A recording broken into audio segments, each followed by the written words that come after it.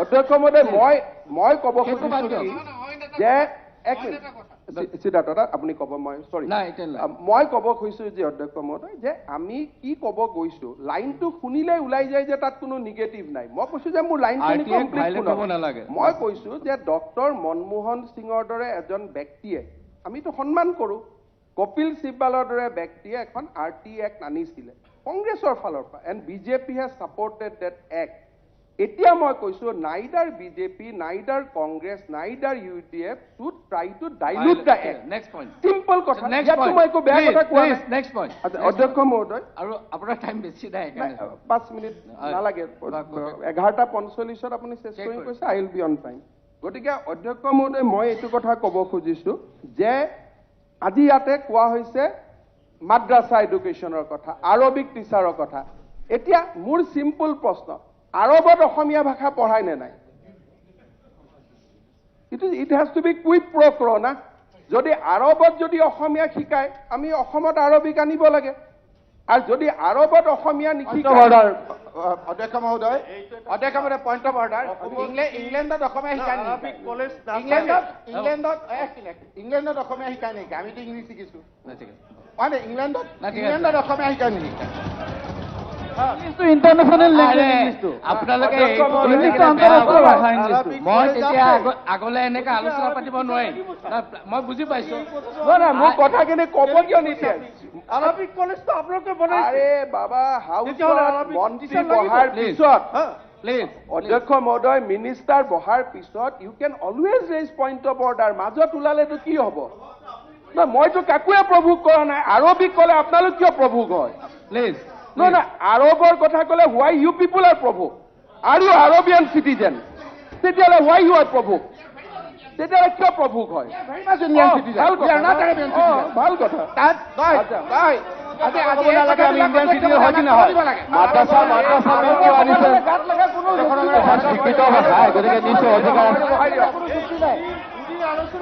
আজি আপুনি আমি 4 দিন আমি এটা কনষ্ট্ৰাকটিভ আহিছো এনেধৰণৰ প্ৰভোকেটিং কথা বতৰা আলোচনা কৰি আছো ভালকে শুনি আছো টি-চাৰ্ট পিন্ধি আহিব পাৰে নেকি টি-চাৰ্ট পিন্ধি আহিব পাৰে নেকি কমলাখনে প্ৰভোগ কৰি আছে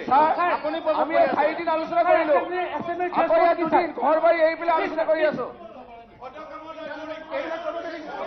Please. Okay. যদি এনেকা যদি কৈ থাকে নালাগে ন মইতো পলিটিকেল এনচাৰ দিয়াই নাই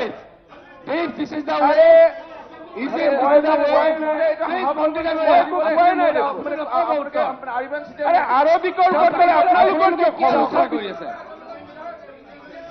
আমাৰ ইংলেণ্ডৰ ওপৰতো কওঁ ন ইণ্ডিয়ান চিটিজেন কাৰণে মইতো এটা ইংৰাজীৰ ওপৰতো কওঁ ছাৰ আমাৰ অসমৰ কেইবাহাজাৰ যুৱকে আৰবত কাম কৰি আছে যিহেতু এইটো ভাষাটো শিকিলে তাতে এটা কাম কৰাৰ স্কোপ পায় গতিকে আমি এই কথাটো ইমান এনেকে কৰিব নালাগে আৰু এইটো ৰাজনৈতিক হেৰি হ'ব নালাগে ছাৰ শিক্ষা নীতি এটা আমাৰ লাগে I am on leg. আচল কথা হৈছে কি আজি শিক্ষাৰ আলোচনাটোৰ জৰিয়তে শিক্ষাৰ লগত জড়িত গোটেই সমস্যাখিনি কিবা সমাধানৰ পথ পাওঁ নেকি তাৰ কাৰণে আপোনালোকে ক'লে আৰু চৰকাৰেও 90 দিনৰ ভিতৰত তাৰ ক্ষেত্ৰত তেখেতসকলৰ দৃষ্টিভংগীটো দিব অকণমান মই থিয় হৈ আছোঁ এই কাৰণে কথাটো পতা হৈছিল সেইকাৰণে ইয়াতে যিটো এইটো কনক্লুডিং এটা ৰিমাৰ্ক ইয়াত গোটেইখিনি পইণ্টৰ উত্তৰ তেখেতে আজি দিব প্ৰয়োজনো নাই আৰু দিয়াৰো মানে সময়ো নাই সেইকাৰণে মই বিচাৰিছোঁ যে এটা কনক্লুডিং ৰিমাৰ্ক ভালকৈ গৈ আছিল আৰু সেই ধৰণে অকণমান সৰু কেতিয়াবা তেনেকুৱা ধৰণৰ হয় ঠিক আছে এতিয়া মই কৈছোঁ যে কোনো কাৰো এক মিনিট কোনো কাৰো কথা উল্লেখ নকৰে এক মিনিট এতিয়া প্লিজ খালেক ডাঙৰীয়া অকণমান খালেক ডাঙৰীয়া আই এম অন লেগ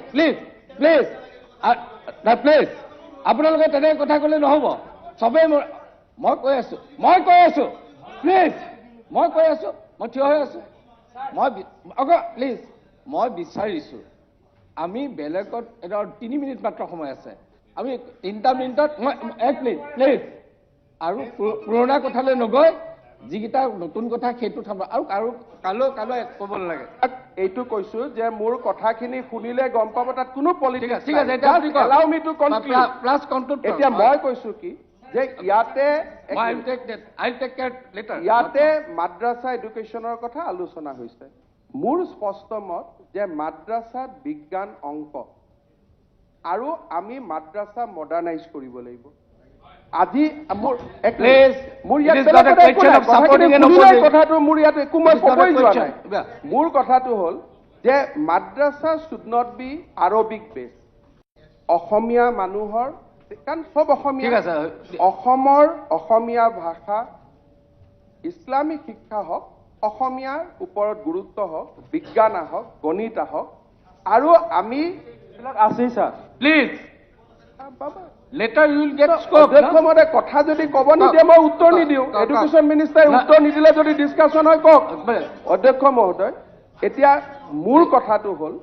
যে আমি যদি শিক্ষা ব্যৱস্থাটো ভাল কৰিব লাগে মাদ্ৰাছা হওক সংস্কৃত এডুকেশ্যন হওক আমি তাৰ লগত বিজ্ঞান অংক ইংৰাজী এই ধৰণৰ আধুনিক ব্যৱস্থাটোক আমি আনিব লাগিব আজি আমাৰ কলেজবিলাকত আমাৰ স্কুলবিলাকত আজি আমি আৰবিক টিচাৰ ৰিক্ৰুটমেণ্ট কৰিছোঁ সংস্কৃত টিচাৰ ৰিক্ৰুটমেণ্ট কৰিছোঁ এজন ষ্টুডেণ্ট নাথাকে we are spending 1.5 lakh rupees for the salary প্ৰাদেশিকৰণৰ বিলত আমি আনিছোঁ যে 10জন শিক্ষক থাকিলে এজন সংস্কৃত বা আৰবিক শিক্ষক আমি দিম 10জন ছাত্ৰ কালি মোৰ ওচৰত মেমৰেণ্ডাম আহিছে যে আমাৰতো 10জন ছাত্ৰ নাই কালি মেমৰেণ্ডাম আহিছে এতিয়া সেই ধৰণৰ সামাজিক টকা পইচাৰ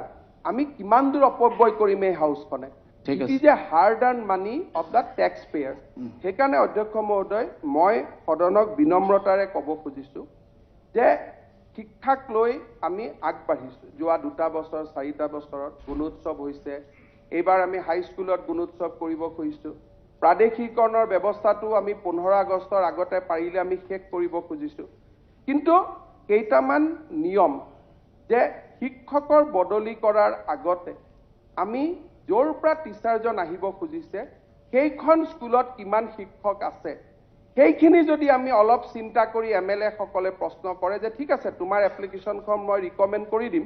কিন্তু সেইখন স্কুলত কি হ'ব মোক অলপ বুজাই কোৱাচোন তেনেকুৱা এপ্লিকেশ্যন কৰিলে ৰিজেক্ট কৰি দিব মই ৰিজেক্ট কৰিম তেতিয়া কি হ'ব এতিয়া আচলতে তেতিয়া কি হ'ব অধ্যক্ষ মহোদয়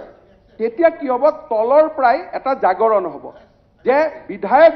বিধায়কজনেও মোক এতিয়া সহি নকৰে উইদাউট কুৱেশ্যনিং ডেট এই তেতিয়াই লাহে লাহে এটা ছাত্ৰ কেন্দ্ৰিক শিক্ষা ব্যৱস্থা এটাৰ সৃষ্টি হ'ব মই বাকী ইয়াত একোৱে ক'ব খোজা নাই মই কৈছোঁ যে যোৱাকালি আমাৰ জাষ্ট আইল টেক 1 মিনিট